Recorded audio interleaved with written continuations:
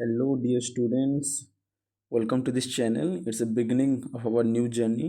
And since long आप लोग request कर रहे थे कि न्यूमेरिकल अच्छे से नहीं हो रहे हैं, so I thought of making this video कि हम लोग कुछ न्यूमेरिकल प्रैक्टिस करेंगे and there will be series of video to be added to this channel. And now we are beginning with class 9th and just after this आप लोगों का exam ख़त्म होने तक हम लोग डेली 10 से 15 न्यूमेरिकल डेली प्रैक्टिस करेंगे. और उसके साथ साथ जस्ट आप लोगों का एग्ज़ाम ख़त्म होने के बाद हम लोग फिर जाएंगे क्लास 10th 8 सबके लिए कुछ ना कुछ न्यूमेरिकल हम लोग लेके आएंगे डेली और प्रैक्टिस करेंगे. सो स्टार्ट करते हैं अभी क्लास 9 से.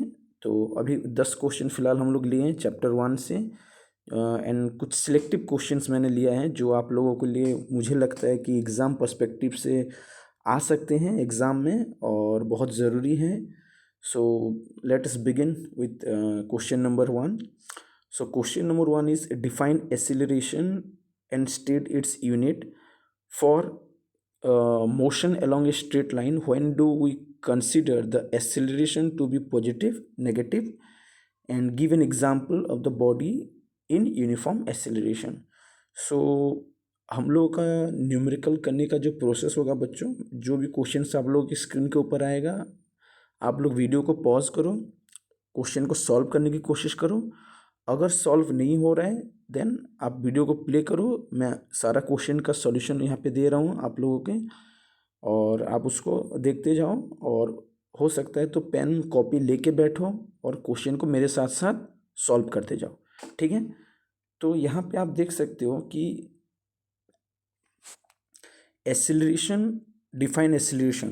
So simply we can define that acceleration is change in velocity per unit time. And from this formula it is clearly visible that the SI unit of velocity is meter per second to time is second. So it will be meter per second square. This is the SI unit of acceleration. Now for motion along a straight line, when do we consider the acceleration to be positive? So for positive acceleration, when the acceleration will be positive, when the final velocity is more than the initial velocity. In this case, acceleration will be positive. And in what case it is negative? Acceleration will be negative when the final velocity is less than the initial velocity. And remember that negative acceleration is also called the retardation. Now, what is the next question? Give an example of a body in uniform acceleration. Now, what is uniform acceleration? Uniform acceleration is acceleration remain constant. So, whenever an object is falling to the earth's surface due to gravity, that is called acceleration due to gravity. In that condition, the acceleration remain constant, and then A is equal to G, which is 9.8 meter per second square. Okay. So पहला question आप लोगों को समझ में आया. Now coming to the next question.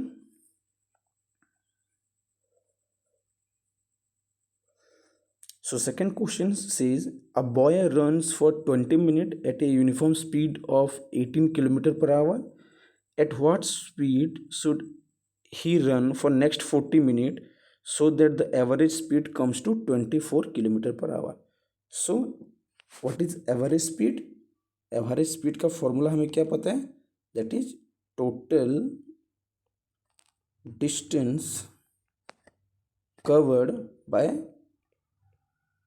Total time.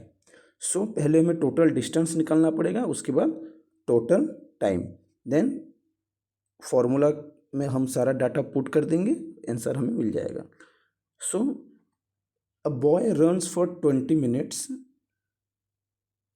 at a speed of 18 km per hour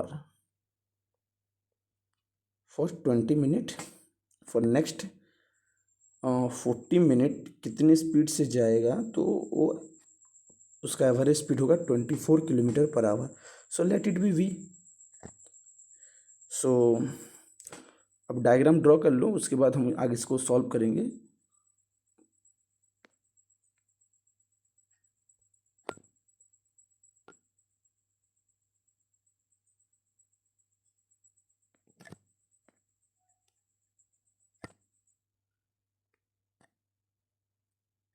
ठीक है। तो टोटल डिस्टेंस निकालने के लिए पहले डिस्टेंस को हम ले लेते हैं d1। So distance will be first time into speed. So 18 into 20, 20 को अगर हम आवर में कन्वर्ट कर देंगे then 20/60। So it will be 6 kilometer, right?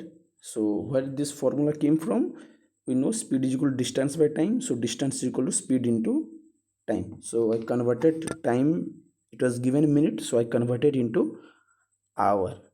Okay, so this is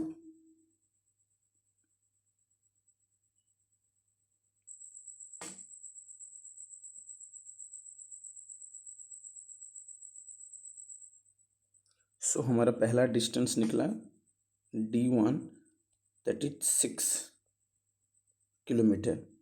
so average speed हमें निकलना था 24, that is total distance that is 6 plus v1 into t2। so d2 will be v1 into v into t, that is v into 40 divided by 60। so it will be 2 by 3, that is 2 by 3 into v। so we will use it 2 by, एक second,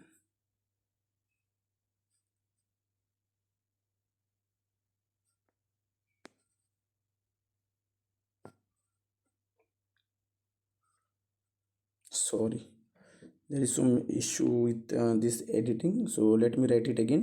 d1 will be your 6 kilometer, d2 will be 2 by 3v। so average speed, that is total distance by total time, that is 6 plus 2 by 3 into v। Here you can see total time 20 minutes plus 40 minutes, that is 1 hour, so let it be 1, which equal to implies that 24 into 18 plus 2v divided by 3, which is equal to 3 will come to this side, that is 50, and that is 2 172 is equal to 18 plus 2v। so it will be now solve this one as okay, let me write it properly, 2v। so now solve this equation to get v, which will be v equal to 18 will come to this side, that is 72 minus 18, which will be 54, 54 divided by 2, that is 27। so v you will get 27 kilometer per hour, that will be kilometer per hour। okay, so थोड़ा सा writing में issue हो रहा है बच्चों, आप point एक एक पॉइंट को नोट करते जाओ ताकि आप लोग क्वेश्चन को अच्छे से समझ पाओगे, ठीक है। Coming to next question,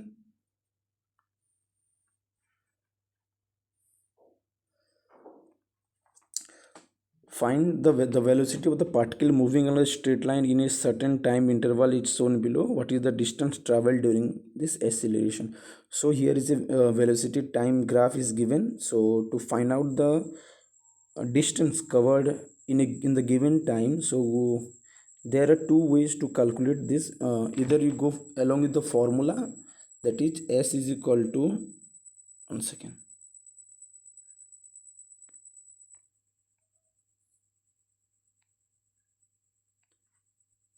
that is s is equal to ut plus half 80 square. Either you can go with this formula, or you can find the area under the graph, or you can find S is equal to area under the graph. So as it will be easy to find the area under the graph, so I'm going with this. So S is equal to area under the graph will be area of the triangle, that is half into base is time, that is 2 seconds, into height is 20. So it will be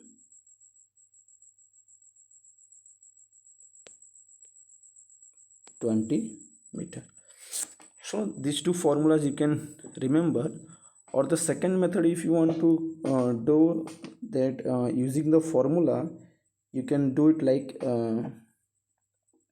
first you have to calculate A, that is V minus U by T, that is V is 20, U is 0 by T2, that is 10 meter per second square. So using the formula, S is equal to ut plus half 80 square. So ut will be 0, half 10, t square is nothing but 4, so it will be 2, that is 20.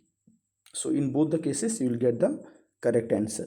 So remember that either you can go for the formula and or else go with the theory, that to find displacement in velocity time graph, you have to find the area under the graph. So next question.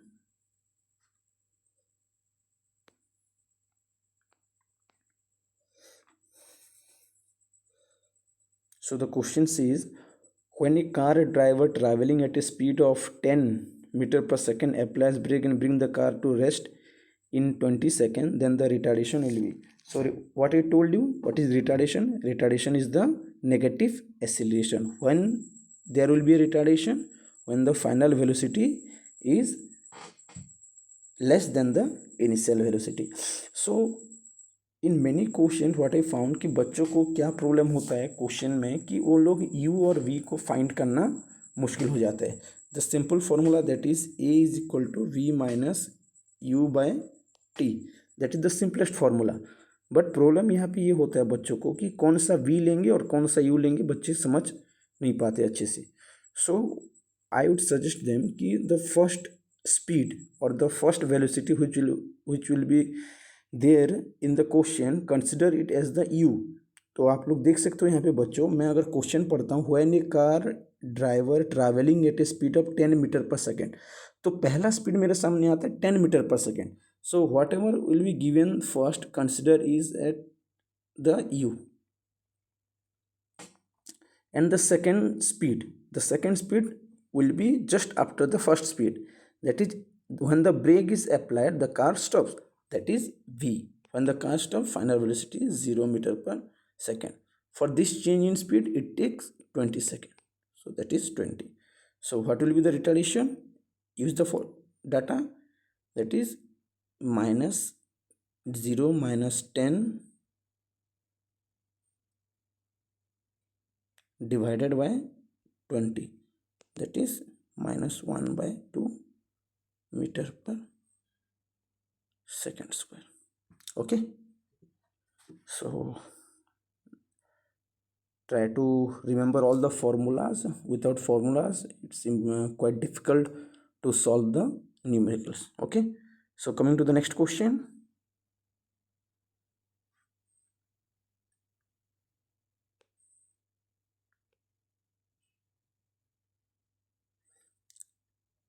A car travels at 54 km per hour for first 20 seconds, 36 km per hour for next 30 seconds, and finally 18 km per hour for next 10 seconds.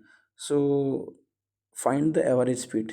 Generally chapter 1 से आपके दो तरह के question आ सकते हैं बच्चों. तो पहला क्वेश्चन ये आता है कि जो इक्वेशंस ऑफ मोशन है, क्या क्या इक्वेशंस ऑफ मोशन है. पहला है कि v is equal to u plus a t, s is equal to ut plus half a t square, और थर्ड वाला है v square minus you square is equal to 2as। या तो इन तीनों से क्वेश्चन आ रहा है, और नहीं तो इसका दूसरा क्वेश्चन आ रहा है एवरेज स्पीड से। ये बहुत कॉमन क्वेश्चन है बच्चों, एवरेज स्पीड से एक क्वेश्चन आना 100% श्योर, एवरेज स्पीड से एक क्वेश्चन ज़रूर आएगा। तो आप इसको अच्छे से प्रैक्टिस कर लेना। बट क्वेश्चन देखो, यहाँ पे क्वेश्चन पे बोल रहा है कि पहला जो कार है, कार का जो स्पीड था वो किलोमीटर पर आवर में दिया है, बट टाइम जो दिया है वो 20 सेकेंड है, सेकेंड में दिया है। तो एक चीज़ याद रखना बच्चों, हमेशा जो यूनिट्स है वो हमेशा या तो स्टैंडर्ड यूनिट में कन्वर्ट कर दो, नहीं तो सेम यूनिट में कन्वर्ट कर दो, तो बेटर होगा। स्पीड को हम लोग क्या करेंगे, जो स्पीड है उसको हम चेंज कर देते हैं किसमें, मीटर पर सेकंड में। सो मीटर पर सेकंड में कन्वर्ट करने के लिए आपको क्या करना होगा, जो भी किलोमीटर पर आवर दिया रहेगा उसको आपको 5/18 से मल्टीप्लाई कर दो। तो आप लोग देख सकते हो, मैं डायग्राम ड्रॉ कर देता हूँ। पहले 54 किलोमीटर पर आवर की स्पीड से गया है 20 सेकेंड के लिए। नेक्स्ट 36 किलोमीटर पर आवर पे गया है 30 सेकेंड के लिए। नेक्स्ट 18 किलोमीटर पर आवर की स्पीड से गया है 10 सेकेंड के लिए। तो तीनों स्पीड को आप कन्वर्ट कर दो पहले मीटर पर सेकेंड में। So 54 into 5/18 that is 3, that is 15 metre per second. 36 into 5/18 that is 10 metre per second, and V3 that is 18 into 5/3 that is 5/18।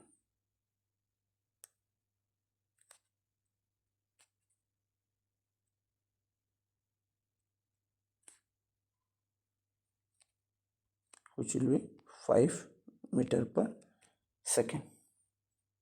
तो हमें स्पीड मिल गया। अब डिस्टेंस निकाल लेते हैं। एवरेज स्पीड के लिए क्या चाहिए हमें, total distance by total time. तो पहला डिस्टेंस होगा, अच्छा हमारा जो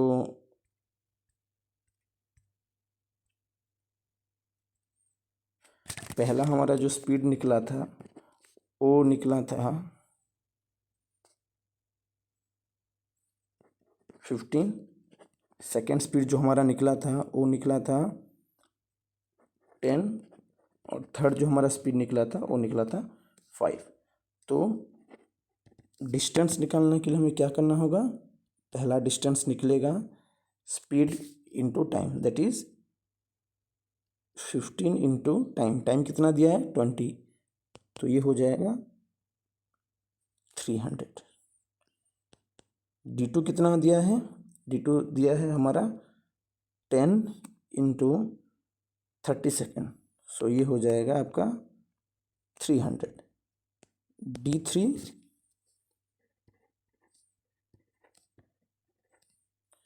आपका कितना दिया था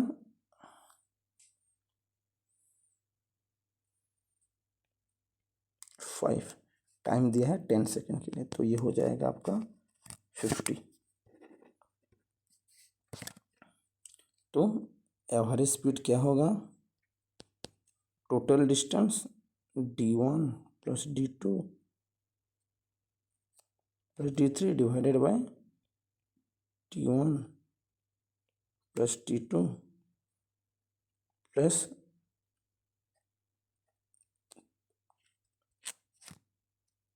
D3।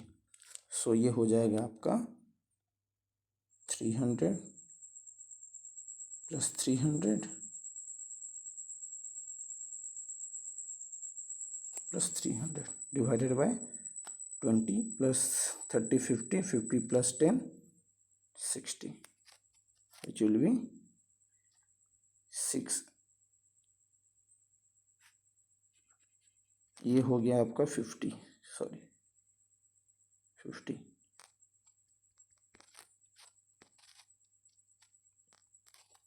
सो ये हो जाएगा आपका 650 divided by 60 which will B 65/6 meter per second. If you want to convert it to decimal, you can convert it. Okay, coming to the next question.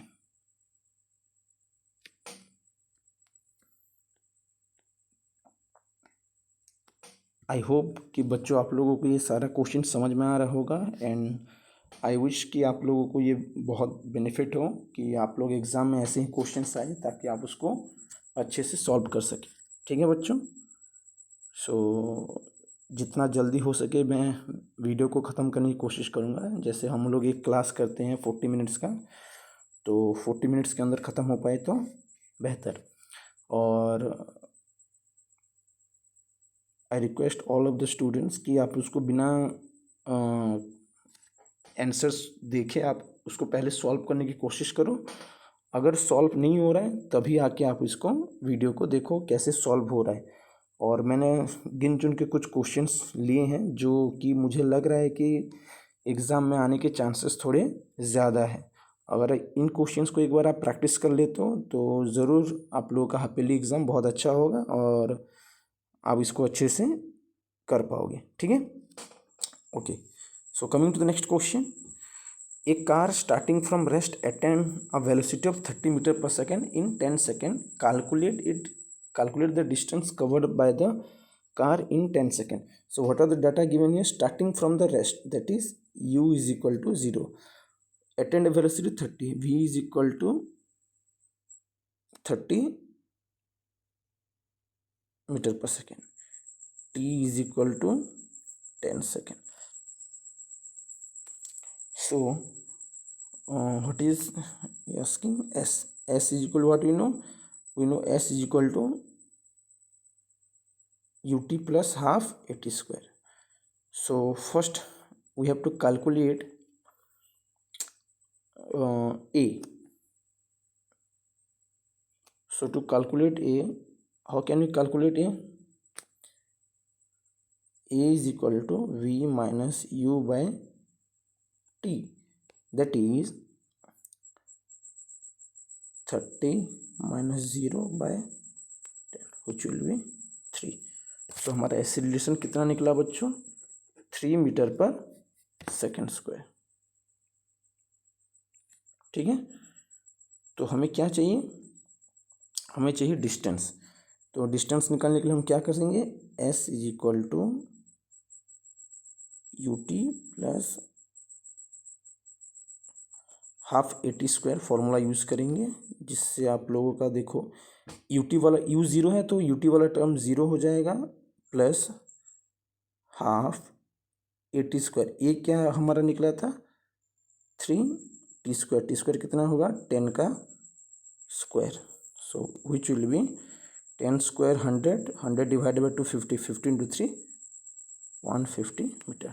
Solve this part and will get the answer 150 metre. ठीक है, ये थोड़ा सा easy question था but I still consider it as a 3 mark question. It will come as 3 mark question, ये 1 mark 2 marks में नहीं आएगा। मुझे लग रहा है कि 3 मार्क्स क्वेश्चन में आ सकता है। ठीक है, तो पहले डाटा जो भी दिया रहेगा पहले आप डाटा को लिखिए अच्छे से, उसके बाद एक्सीलरेशन निकालेंगे। एक्सीलरेशन निकालने के बाद जो डिस्टेंस है वो डिस्टेंस हम लोग निकाल लेंगे। ठीक है, ये कुछ तरह के क्वेश्चंस हैं। अब आते हैं नेक्स्ट क्वेश्चन में।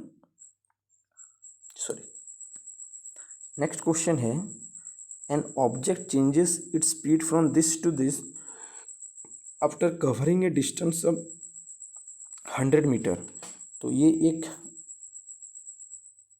क्वेश्चन है। देखिए पहले डाटा हम लिख देते हैं। डाटा क्या दिया है? डाटा दिया है कि स्पीड दिया है 20 मीटर पर सेकेंड। सो मैंने क्या कहा था? जो पहला स्पीड होगा वो होगा u, that is 20 metre per second. जो सेकेंड स्पीड दिया रहेगा वो होगा v, दैट इज़ 40। टाइम आप लोगों का दिया है 5 एंड डिस्टेंस दिया है आप लोगों का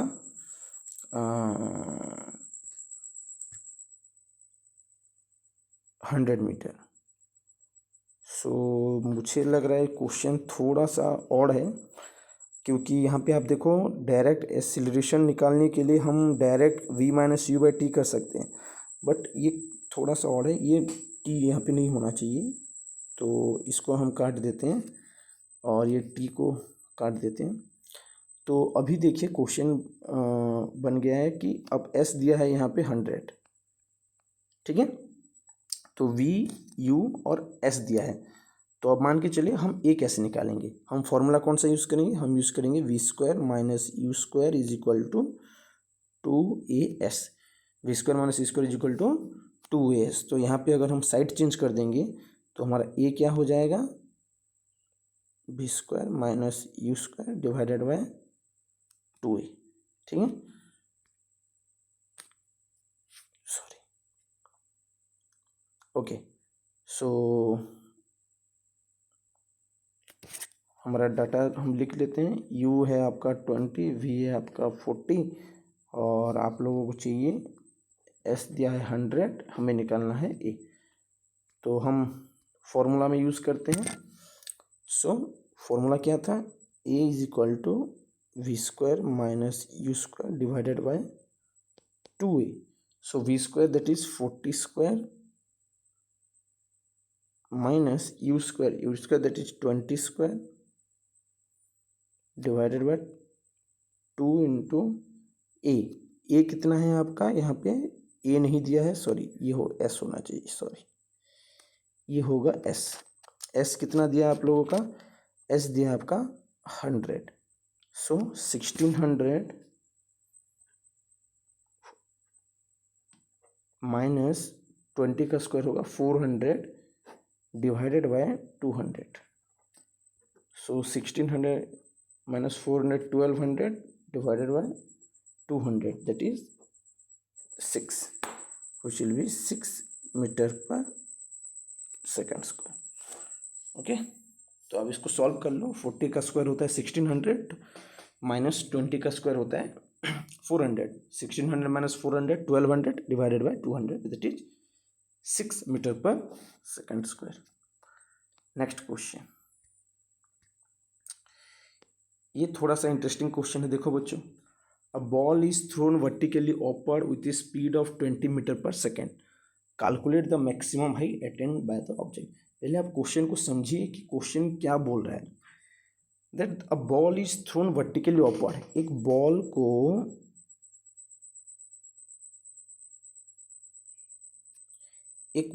को वर्टिकली अपवर्ड थ्रो किया गया, कितने स्पीड से, 20 मीटर पर सेकेंड की स्पीड से। ये है आपका u। Calculate the maximum height whenever you throw a ball vertically upward. बच्चों आप वहाँ पे एक चीज़ देखते होंगे, बॉल थोड़ा सा हाइट जाने के बाद वहाँ पे रुक जाता है और वहाँ से नीचे गिरना स्टार्ट करता है। तो जहाँ पे ये रुकेगा यही होगा इसका मैक्सिमम हाइट, ठीक है। तो जहाँ पे ये रुकेगा उसका मैक्सिमम हाइट अटेंड कर लेगा, तो वो जो मैक्सिमम हाइट होगा वो मैक्सिमम हाइट पे क्या होगा, इसका फाइनल वेलोसिटी 0 होगा। तो हमें क्या क्या डाटा दिया है, हमें दिया है u दिया है, v दिया है, और यहाँ पे जो a होगा, a को हम लोग लेंगे 10 मीटर पर सेकेंड स्क्वायर, जो कि ऑलरेडी क्वेश्चन में दिया हुआ है। g is acceleration due to gravity and that is the acceleration we can से।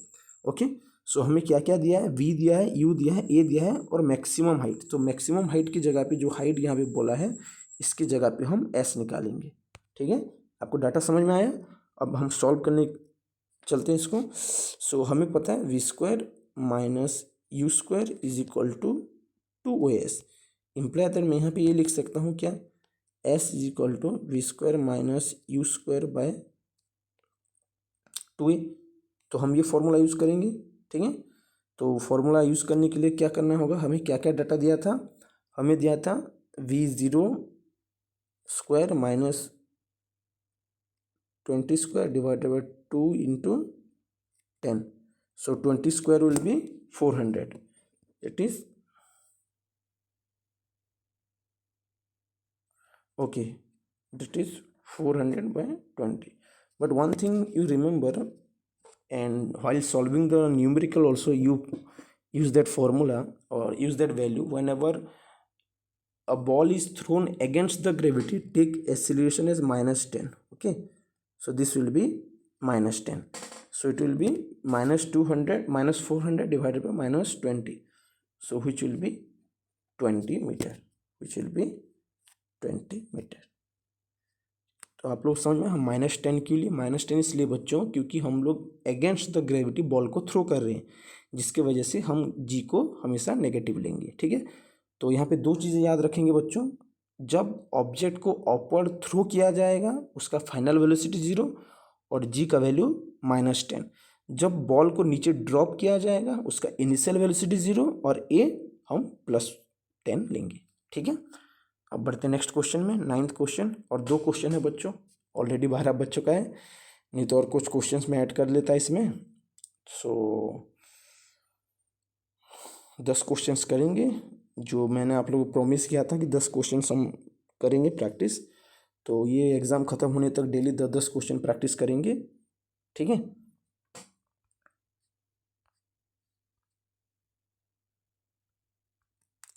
तो हर एक क्वेश्चन एक वैरायटी, अलग अलग वैरायटी के क्वेश्चंस मैंने लिया था. ग्राफ से एक क्वेश्चन लिया था, एक्सेलरेशन से, फॉर्मूला से रिलेटेड, और ये बॉल थ्रोइंग वाला जो क्वेश्चन, ये एक इंटरेस्टिंग क्वेश्चन था.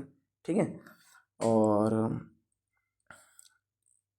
लास्ट ये sorry question number 9. Question number 9 है बच्चों, देखो, सॉरी, क्वेश्चन नंबर 9. हाँ,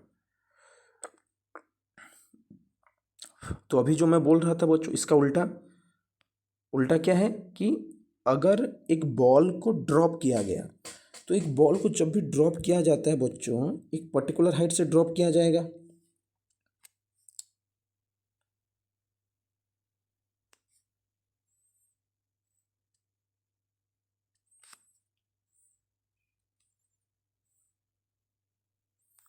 बॉल को एक पर्टिकुलर हाइट से ड्रॉप किया गया, तो यहाँ पे यू क्या होगा? 0. ग्राउंड तक आने के लिए वो 40 मीटर हाइट से ड्रॉप किया गया था, तो यहाँ पे एस दिया है 40.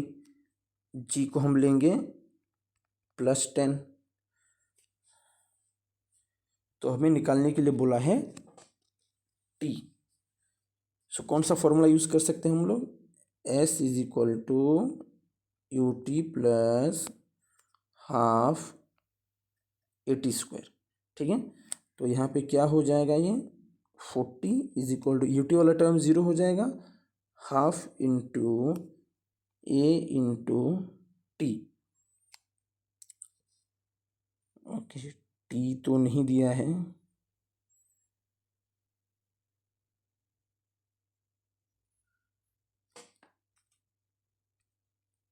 T². So it will be 5. So please note it down. That is 40 = 5 T². Next step क्या होगा? 5 T² = 40, implies that T² = 40/5, that is 8, implies that T = √/, that is 2√2, that is 2.28 second. Okay, so you can take the value of √2 as 1.14. Okay, so here we can get a decimal answer, that is T = 2.28 second. So question number 8 and question number 9, these are two interesting questions. So when a ball is thrown upward and when a ball is dropped from a height, so please remember two things. When a ball is thrown vertically upward, take V is equal to 0 and G is equal to, G is nothing but the acceleration. Don't get confused कि G क्या दिया है बच्चों. G को आप acceleration की जगह पे यूज़ कर सकते हो, जो होता है acceleration ड्यू टू ग्रेविटी. जब एक ऑब्जेक्ट के ऊपर ग्रेविटेशनल फोर्स एक्ट होता है तभी वो ऑब्जेक्ट कंटिन्यूसली एसिलरेट करता है, यूनिफॉर्म एसिलरेशन में होता है, तो उसको हम जी बोलते हैं। तो अब जी और ए में कंफ्यूज मत होना, ठीक है। तो जहाँ पे भी जी दिया रहेगा वहाँ पे ए लेना, ठीक है। तो ये दो तरह के क्वेश्चन है। और क्वेश्चन नंबर 9, जब एक बॉल को ड्रॉप किया जाएगा, जब ड्रॉप किया जाएगा यू को 0 लेना, ठीक है। और यहाँ पे कभी कभी फाइनल वेलोसिटी भी पूछ लेता है, find the final velocity when it touches the ground, ये एक अलग तरह का क्वेश्चन होगा, ठीक है। अब आते हैं आज के लास्ट क्वेश्चन। आई होप कि आप लोग सारा क्वेश्चन कर पा रहे हैं बिना देखे। जो लोग इसको बिना देखे सॉल्व कर पा रहे हो, आप और भी क्वेश्चंस प्रैक्टिस करो, जहाँ से भी आपको जिस भी सोर्स से आपको क्वेश्चंस मिल रहा है उतना प्रैक्टिस करो। एंड इसको भी आप एक बार रिवाइज कर लेना, ठीक है बच्चों। ओके, आज का लास्ट क्वेश्चन है।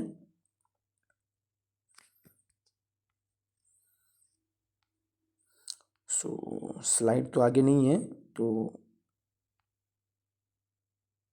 देख लेते हैं। A train starting from a railway station, so a train starting from a railway station moving with a uniform acceleration of attain a speed of 40 kilometre per our in 10 minute, find its acceleration. Starting from the rest बोला है बच्चों, ये is equal to 0, already हम ले लेंगे, ठीक है। Attains speed of 40 kilometre our, 40 kilometre, time दिया है 10 मिनट, इसको आवर में कन्वर्ट कर देंगे तो कितना होगा,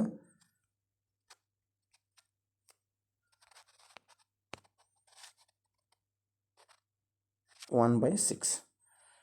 सो acceleration v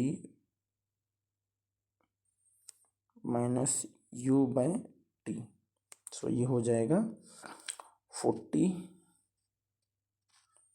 divided by 1/6। So 6 into 40 हो जाएगा 240 किलोमीटर पर आवर स्क्वायर, ये हो जाएगा आपका आंसर, ठीक है बच्चों। तो आज के लिए इतना ही, प्रैक्टिस करते हैं। जैसे मैंने आप लोगों को कहा था कि 40-50 मिनट में जितना क्वेश्चन हो सकता है हम करेंगे। इट्स ऑलरेडी 12, तो कुछ क्वेश्चन हम नेक्स्ट क्लास प्रैक्टिस करेंगे, और भी कुछ क्वेश्चन है चैप्टर 2 से चैप्टर 3 से अप टू ग्रेविटेशन हम लोग प्रैक्टिस करेंगे। ग्रेविटेशन के भी कुछ क्वेश्चन है, law force and laws of motion के कुछ क्वेश्चन है, ठीक है। तो 10 क्वेश्चन हम लोग लिए थे, नेक्स्ट क्लास 10 क्वेश्चन करेंगे, नेक्स्ट क्लास 15 क्वेश्चन है आई गेस। तो इस तरह से 3 प्रैक्टिस सेट मैंने बना के रखा है आप लोगों के लिए, जो भी एग्ज़ाम पर्सपेक्टिव से बहुत ही ज़रूरी क्वेश्चंस, इंपॉर्टेंट क्वेश्चंस हैं, ठीक है। हर वैरायटी के क्वेश्चंस मैंने यहाँ पे लेने की कोशिश की है, एंड आप लोगों को ज़रूरी यूज़फुल होगा, ठीक है बच्चों। Thank you everyone,